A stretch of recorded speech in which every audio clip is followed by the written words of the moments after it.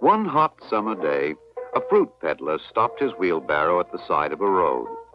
The peddler was a very greedy and selfish man, and he smiled as he thought, "It is hot today and the road is dusty. Everyone who walks by here will be thirsty, and I will sell all my juicy pears." As the sun climbed higher in the sky, many people did walk by, and those who had enough money bought a pear and went their way refreshed.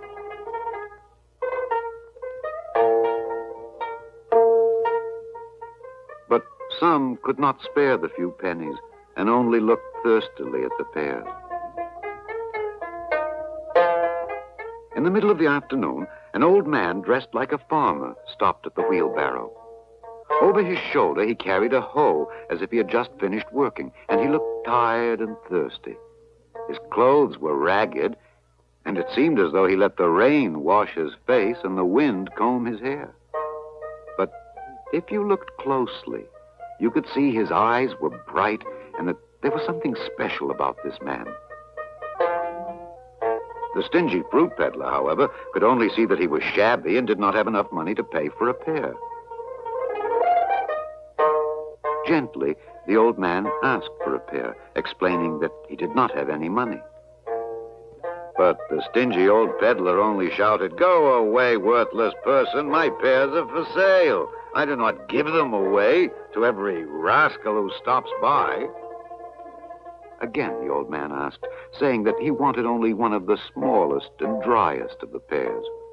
"Leave me before I beat you," cried the fruit peddler, so loudly that a crowd gathered around the two of them. The people felt sorry for the old man and asked the fruit peddler to give just a small pear to him. It would not cost very much, and the fruit peddler would be repaid by the happiness of the old man. "You are very generous with my property. I do not give pears away. If you wish to make this worthless one happy, buy a pear for him yourselves." Someone in the crowd then gave a coin to the peddler. He selected a large pear and handed it to the thirsty old farmer.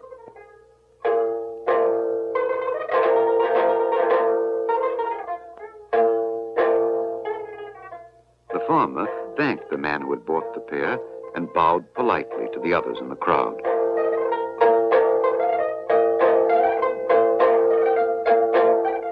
Then, in a twinkling, he ate the pear down to the core. To the surprise of everyone, he picked out all the seeds. He chose one and threw the rest away.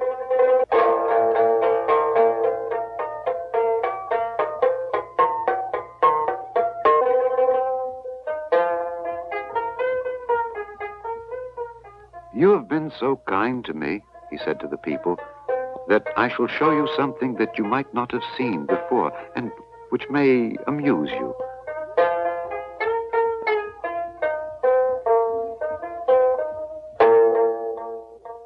The old farmer took up his hoe. He dug a hole, and into it he placed the seed. He put earth over it and tramped it down with his foot. He then called for a kettle of hot water.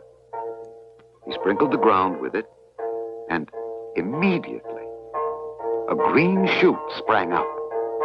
In a few moments, it was a foot high, and as the crowd watched in amazement, it grew and grew into a tall pear tree.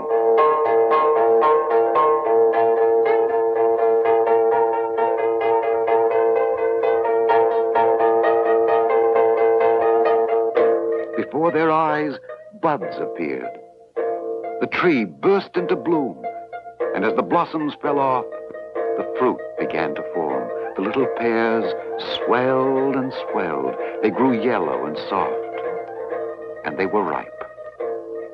"You young boys, whose legs are more nimble than mine, climb the tree and toss down the pears," said the old man. The boys picked all the fruit, and soon everyone in the crowd had a pear, even the fruit peddler. When all the fruit was gone, the farmer raised his hoe and with a few quick blows cut down the pear tree. As it fell to the ground, the tree shriveled until only the slender trunk was left.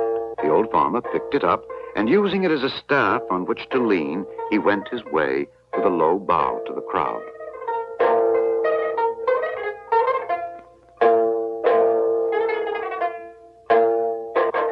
He was gone so quickly that they could hardly believe it had happened. But no sooner was the farmer out of sight than the stingy fruit peddler cried, "My pears! My pears! They've all disappeared! It was that farmer. He must be a magic genie. They were my pears he used on his wonderful tree." "If that is true," said a bystander in the crowd, "it is just what you deserve for your treatment of the old man. We must always have pity for the poor and respect the elderly." It was a hard lesson for the stingy peddler, but one he never forgot. Nor did anyone who was there that day and saw the blossoming of the wonderful pear tree.